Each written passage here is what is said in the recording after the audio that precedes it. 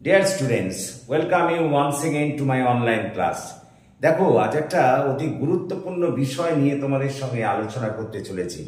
আজ আমরা বিখ্যাত লেখক ভীষণ সাহানি রচিত শর্ট স্টোরি ছোট গল্প the boss came to dinner, এই গল্পটি প্রথমে আমরা বাংলায় সারাংশ বলবো এবং তারপর এখান থেকে যে সমস্ত প্রশ্ন উত্তর হতে পারে সেগুলো নিয়ে আমরা আলোচনা করব। তোমরা সকলেই জানো যে এই গল্পটি the boss came to dinner এটি তোমাদের কলকাতা বিশ্ববিদ্যালয়ের 6th সেমিস্টারে যাদের LCC L2 এই পেপারটি আছে বা কম্পালসারি ইংলিশ পেপারটি আছে তাদের সিলেবাসে এটি আছে।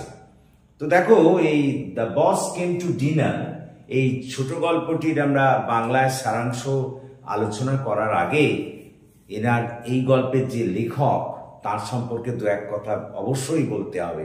দেখো ভীষণ সাহানি তিনি জন্মগ্রহণ করেছিলেন রাওয়ালপিন্ডিতে, এখন যেটি পাকিস্তানের মধ্যে অন্তর্ভুক্ত, এবং তিনি জন্মগ্রহণ করেন 1915 সালের 8ই আগস্ট এবং মারা যান 11ই জুলাই 2003 সালে। ভীষণ সাহানি একজন গুণী ব্যক্তি ছিলেন। তিনি বহুমুখী প্রতিভার অধিকারী ছিলেন। হিন্দিতে বহু সাহিত্যকর্ম তিনি রচনা করেছেন এবং ইংরেজিতেও বহু লেখা তিনি লিখেছেন। তো আজ তারই একটি বিখ্যাত লেখা, তার একটি বিখ্যাত গল্প the boss came to dinner, এই গল্পটির আমরা আজকে তোমাদের সামনে সারমর্ম প্রথমে বাংলায় বলবো, তারপর এখান থেকে যে প্রশ্ন এবং উত্তর মানে যে প্রশ্ন সব হতে পারে সেগুলো আমরা আলোচনা করব। তো দেখো আমরা একেবারে সরাসরি গল্পটায় ঢুকে পড়ি। দেখো গল্পটা হচ্ছে এইরকম যে শ্যামনাথ হলো এই গল্পের কিন্তু মুখ্য চরিত্র।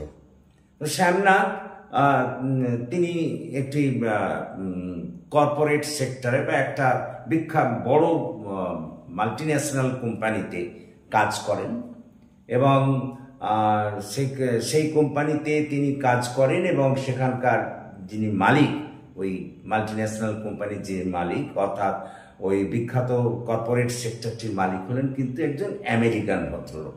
তিনি অফিসে ভীষণ কড়া। তো শ্যামনাথ ভীষণ স্বার্থপর ব্যক্তি। তিনি সবাইকে অতিক্রম করে ওই অফিসের বড় পদে যেতে চান। সেই কারণে ওই বসকে সন্তুষ্ট করার জন্য তিনি ঠিক করেছেন তার বাড়িতে তিনি তাকে ডিনারে নেমন্তন্ন করবেন এবং করেছেন। তো স্বাভাবিকভাবেই বস বাড়িতে ডিনার খেতে আসবেন, সেই কারণে শ্যামনাথ এবং তার স্ত্রী ঘরদোর পরিষ্কার করতে লেগেছেন যাতে বস কোনো কারণে অসন্তুষ্ট না হন। তার তো আসল উদ্দেশ্য হচ্ছে বসকে সন্তুষ্ট করে উচ্চ পদে বা উন্নীত হওয়া, এটাই হচ্ছে কিন্তু আমাদের শ্যামনাথের মুখ্য উদ্দেশ্য। কিন্তু সমস্যা দেখা দিল যখন তারা ঘরদোর পরিষ্কার করছে, তিনি এবং তার স্ত্রী দুজনে মিলে, তখন তাদের সমস্যা হলো তার বৃদ্ধা মাকে নিয়ে। তার বৃদ্ধা মা কিন্তু তার সঙ্গেই থাকেন। তো এখন শ্যামনাথের মনে হলো যে তার বৃদ্ধা মাকে দেখলে হয়তো বস কিন্তু তার প্রতি শ্যামনাথের প্রতি অসন্তুষ্ট হবেন, কারণ তার মা হচ্ছেন গ্রামের মানুষ এবং ভীষণ বয়োবৃদ্ধা এবং স্বাভাবিকভাবেই তার বার্ধক্যজনিত নানা ধরনের সমস্যা আছে। ঘুমিয়ে পড়লে আবার তিনি নাক ডাকেন।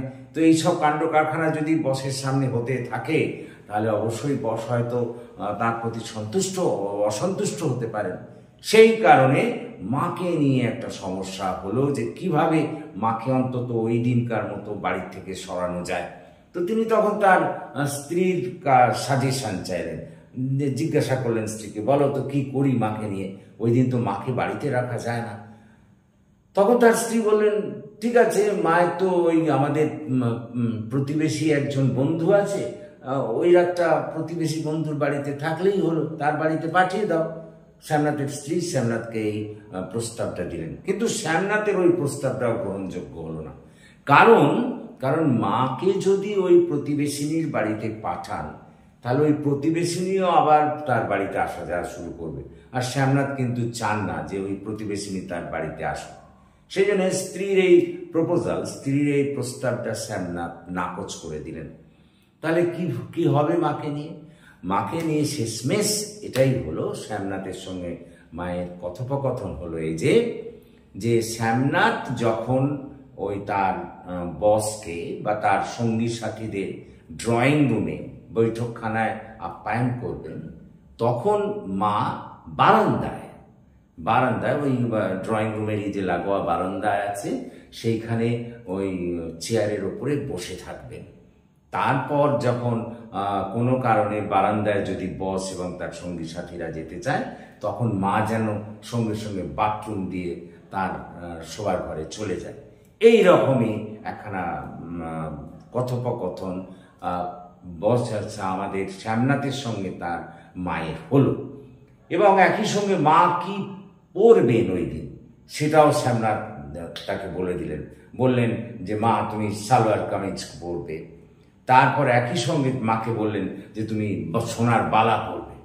তখন তার মা শ্যামনাথকে বললেন যে তুই যে আমাকে সোনার বালা পরতে বলছিস, সেই সোনার বালা তো আমার নেই, তোর লেখাপড়ার জন্য তো আমি সেই সোনার বালা বিক্রি করে দিয়েছি। তখন শ্যামনাথ চটে গেলেন মায়ের ওপর। হ্যাঁ, তাতে কি আছে, তোমার কোনো রকম বালা অনেক বানিয়ে টানিয়ে দেবো ইত্যাদি বলতে লাগলেন। তো যাই হোক, সেটেলড হলো এই যে মা তার মত অনুযায়ী সালোয়ার কামিজ পরবেন, এবং যখন ওই বস এবং তার সঙ্গী সাথীরা ড্রয়িং রুমের ভেতরে থাকবে তখন তিনি বারান্দায় চেয়ারে বসে থাকবেন, এবং যদি কোনো কারণে বস এবং তার সঙ্গী সাথীরা বারান্দায় আসে তখন তিনি বাথরুম দিয়ে তার শোবার ঘরে চলে যাবেন। আর বারবার শ্যামনাথ তার মাকে বলে দিলেন যে মা খবরদার, তুমি যেন এই বারান্দায় বসে থাকাকালীন সময় একবারে ঘুমিয়ে পড়বে না, কারণ ঘুমিয়ে পড়লে তোমার নাক ডাকে। বস যদি ওই নাক ডাকার শব্দ শোনে তাহলে ওরে বাবারে খুব ক্ষতি হবে। এরকম ভাবে নানা রকম নির্দেশ মায়ের ওপর চাপিয়ে দিলেন। তো কিছুক্ষণ বাদে সন্ধ্যেবেলায় বস এবং তার সঙ্গী সাথীরা ওই বাড়িতে এলো, এবং আসার পর পার্টি বেশ জমে উঠলো এবং শ্যামনাথের স্ত্রী বসের স্ত্রীর সঙ্গে এমন আচরণ করতে লাগলেন যেন তারা অনেক দিনের বন্ধু। বুঝতেই পারছো যে শ্যামনাথ এবং শ্যামনাথের বউ দুজনেরই একটাই উদ্দেশ্য, যে যাতে শ্যামনাথ ওই বসকে সন্তুষ্ট করে ওই কোম্পানিতে উঁচু পদে যেতে পারে। তো সেই জন্য খুব পার্টি চলতে লাগলো। তো এই ফাঁকে পার্টি চলতে এই শ্যামনাথের বস এবং তার সঙ্গী সাথীরা বারান্দার দিকে চলে গেলেন। আর যাওয়ার সময় বারান্দায় তো মা আছে, মা বেচারি, তিনি তো বয়োবৃদ্ধা মানুষ, রাত্রির হয়েছে, ঘুমিয়ে পড়েছেন। শ্যামনাথ ঘুমোতে বারণ করেছিল, ঘুমিয়ে পড়েছেন এবং তার নাক ডাকছে। এই থেকে শ্যামনাথ তো একবারে ভীষণভাবে রেগে গেলেন কার ওপর, মায়ের ওপর। আর শ্যামনাথের বস ওই দেখে নমস্তে জি বলে মায়ের দিকে এগিয়ে গেলেন। তো ধর্মর করে তখন ওই শ্যামনাথের মা জেগে উঠলেন, এবং ওই বস যে হ্যান্ডশেক করার জন্য হাতটা বাড়িয়েছিলেন, শ্যামনাথের মা তখন ওই হাত বাড়াবেন কি করে, তার ডান হাতে তো ওই রুদ্রাক্ষের মালা জপেন, সেই যে মালা জপতেন তখনও, আর বাঁ হাতটা তখন বাড়ালেন। বস কিন্তু সেই হাত ধরেই নমস্তে জি বললেন মাকে। বসের কিন্তু কোনো সমস্যা নেই মাকে নিয়ে, বস কিন্তু মাকে তার ভালোই লাগলো। এবং তখন শ্যামনাথ বলতে লাগলেন, এই মা আমার গ্রামে থাকেন, ওই গ্রামের মহিলা। তখন বস বললেন, ও তাহলে গ্রামে থাকেন যেহেতু, তাহলে তো নিঃসন্দেহে গ্রামের ওই লোকসঙ্গীত বা লোকনৃত্য উনি জানবেন। তখন বস আবদার করে বসলেন যে একটা লোকগীতি বা লোকনৃত্য দেখাতে হবে। তখন শ্যামনাথ তার মাকে শুরু করলেন বলতে যে তুমি একটা গান শোনাও। কিন্তু শ্যামনাথের মা প্রথমে গান গাইতে চাননি, কারণ তার অনেক বয়স হয়েছে, গান গাইতে তিনি পারেন না, তারপরে গলাও ভেঙে গেছে, ভালো দম রাখতে পারেন না, কি করে গাইবেন। কিন্তু শ্যামনাথ তাকে পিড়াপিড়ি করতে লাগলেন।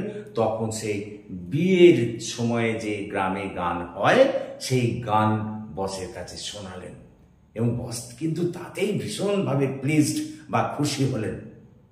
তো এরপর সবাই হাততালি দিতে লাগলো, পার্টিতে একটা নতুন মাত্রা যুক্ত হলো ওই শ্যামনাথের মায়ের গান উপলক্ষে।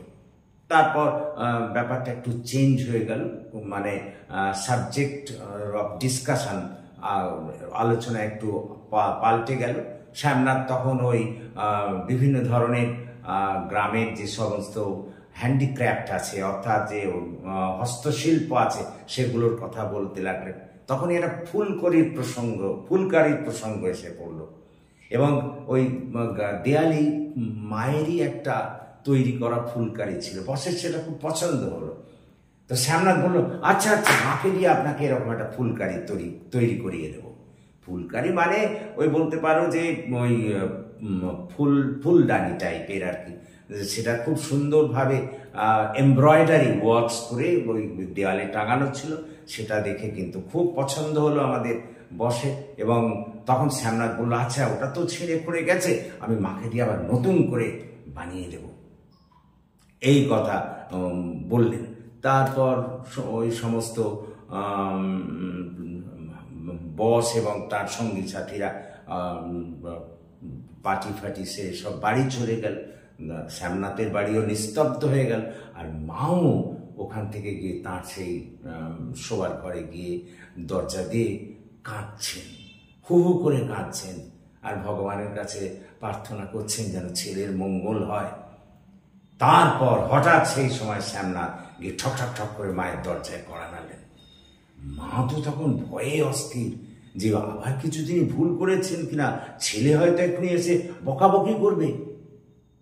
তা হলো না। সেদিন দেখলেন ছেলে খুব উৎফুল্ল, খুশি, মায়ের প্রতি খুব খুশি, কারণ বস তার মায়ের জন্যেই কিন্তু তার প্রতি সন্তুষ্ট হয়েছেন।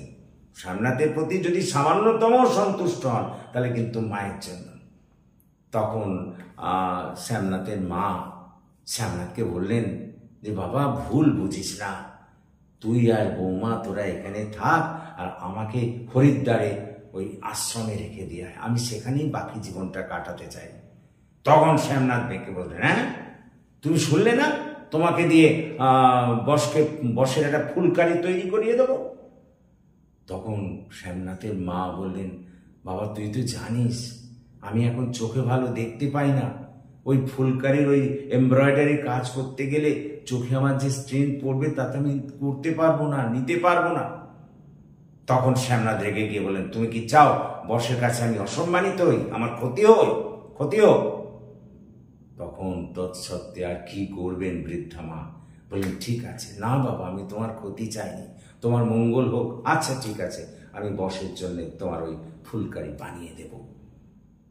তো এই হচ্ছে তোমাদের মূল গল্প, এই হচ্ছে the boss came to the dinner. এখন দেখো এখান থেকে যে তোমাদের প্রশ্নগুলো আলোচনার জন্য আসে, সেটা প্রথমেই আসে শ্যামনাথের চরিত্র। শ্যামনাথের চরিত্র, আমরা এই যে গল্পটা পাঠ করলাম, শ্যামনাথের চরিত্রের কি কি দেখি? শ্যামনাথের চরিত্রের প্রথম এবং প্রধান দিক হচ্ছে যে তিনি ছিলেন ভীষণ উচ্চাকাঙ্ক্ষী ব্যক্তি, অ্যাম্বিশিয়াস পার্সন, ভীষণভাবে অ্যাম্বিশিয়াস পার্সন। এবং সেই জন্যেই তো ওই যে কোম্পানিতে তিনি কাজ করতেন, যে কর্পোরেট সেক্টরে তিনি কাজ করতেন, সেখানে উচ্চ পদ পাবার জন্য সবাইকে টপকে ওভারটেক করে উচ্চ পদে যাওয়ার জন্য, বসকে সন্তুষ্ট করার জন্যই তো তিনি তার বাড়িতে তাকে ডেকেছেন। এর থেকে বোঝা যাচ্ছে যে আমাদের শ্যামনাথের চরিত্রের প্রথম দিকটাই হচ্ছে কিন্তু যে তিনি ছিলেন ভীষণ উচ্চাকাঙ্ক্ষী। এটা গেল তার চরিত্রের 1 নম্বর দিক। 2 নম্বর যে আমরা যে দিকটা, ভীষণ লোভী, he was very greedy by nature, এবং লোভী বলেই তিনি এই ধরনের পার্টির ব্যবস্থা করেছেন।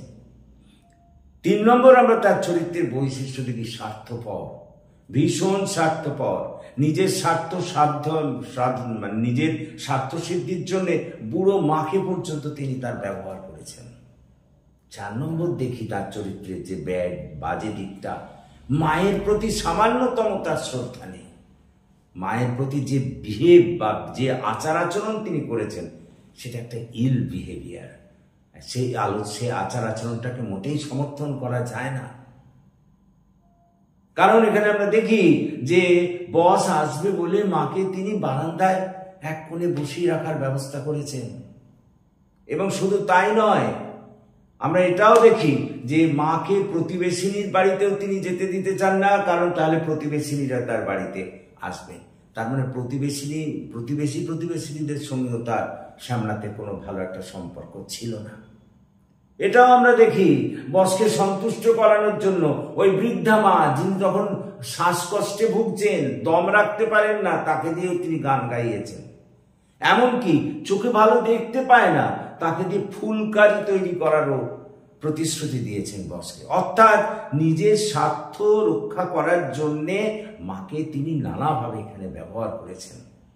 সুতরাং যতগুলো নেগেটিভ অ্যাসপেক্ট আছে নবার্থক দিক চরিত্রের, সবগুলোই কিন্তু আমরা এখানে শ্যামনাথের মধ্যে দেখি।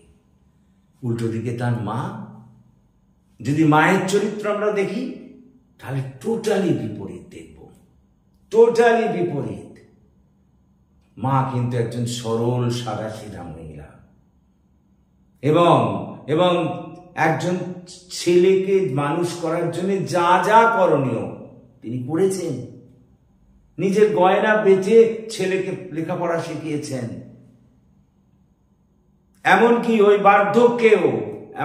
বার্ধক্যেও ছেলে যা বলেছেন সেটাকেই তিনি মেনেছেন। ছেলের জন্য বসকে গান শুনিয়েছেন, কথা বলতে শ্বাসকষ্ট হয়, তৎসত্ত্বেও কিন্তু সেই দম রেখে তিনি সেই গান গেয়েছেন, এবং ফুলকারি বানানোর প্রতিশ্রুতিও তিনি দিয়েছেন। তার মানে তিনি সহজ সরল সাদাসিধে, তার মধ্যে কোনো স্বার্থপরতা নেই, প্রতিবেশীর সঙ্গে তার বেশ যথেষ্ট সহজ সম্পর্ক আছে, ছেলের প্রতি তার অগাধ ভালোবাসা, ছেলেটাকে অন্যায়ভাবে ব্যবহার করতে চাইলেও সে কিন্তু ভগবানের কাছে, ঈশ্বরের কাছে ছেলের জন্য সবসময় মঙ্গল কামনা করেছেন। অর্থাৎ শ্যামনাথ আর শ্যামনাথের মা, এই দুটো চরিত্রকে যদি আমরা কন্ট্রাস্ট করি, কম্পেয়ার করি, তাহলে দেখবো তারা ভিন্ন মেরুতে অবস্থান। শ্যামনাথ সহজ সরল সাদাসিধে মানুষ নন, মা কিন্তু সহজ সরল সাদাসিধে মানুষ। শ্যামনাথ উচ্চাকাঙ্ক্ষী, মায়ের কিন্তু কোনো উচ্চাকাঙ্ক্ষা নেই। শ্যামনাথ স্বার্থপর, শ্যামনাথের মা কিন্তু একেবারেই নিঃস্বার্থপর। ছেলের জন্য সবকিছু তিনি তার ত্যাগ করেছেন। কথাটা বোঝার চেষ্টা করো। সুতরাং এই সব প্রশ্নগুলো কিন্তু ইংরেজিতে লিখতে হবে। তোমাদের আমি বলে নিই, অলরেডি আমি যে লাইভ ক্লাস এর আগে নিয়েছি, এই দ্য বস কেম টু ডিনারে, সেখানে কিন্তু আমি শ্যামনাথের চরিত্র একেবারে কিন্তু লাইভ ক্লাসের তো করিয়ে দিয়েছি। তো তোমরা ওই আমার লাইভ ক্লাসের ওই ভিডিওটা দেখে শ্যামনাথের চরিত্রটা কিন্তু ওখান থেকে পেয়ে যেতে পারো। আর আমি তোমাদের কথা দিলাম, এর পরের ভিডিওতেই আমি শ্যামনাথের এবং মায়ের চরিত্রের একটা কন্ট্রাস্ট, মানে কম্পেয়ারিং, তুলনামূলক একটা আলোচনা কিন্তু একটা ভিডিও করব খুব শিগগিরই পরে। কিন্তু তোমরা আগে এই ভিডিও থেকে এই গল্পটা ভালো করে জেনে নিতে হবে। গল্পটা না জানলে তোমরা কিন্তু এই চরিত্র বুঝতে পারবে না। সুতরাং আশা করি তোমরা বুঝতে পেরেছো দ্য বস কেম টু ডিনারের যে বাংলায় আমি সারাংশটা বললাম। এবং যদি তোমরা বুঝতে পারো তাহলে প্লিজ এই ক্লাসের কথা তোমার বন্ধুদের মধ্যে শেয়ার করো, তাদেরও যোগদান করতে বলো। এবং তোমরা যারা এখনো আমার এই চ্যানেলটিকে সাবস্ক্রাইব করোনি, প্লিজ সাবস্ক্রাইব মাই চ্যানেল, যাতে আমি আরো এগিয়ে যেতে পারি, তোমাদের আরো ভালো করে কাছে রাখতে পারি। So that's all for this day. So good night to all of you.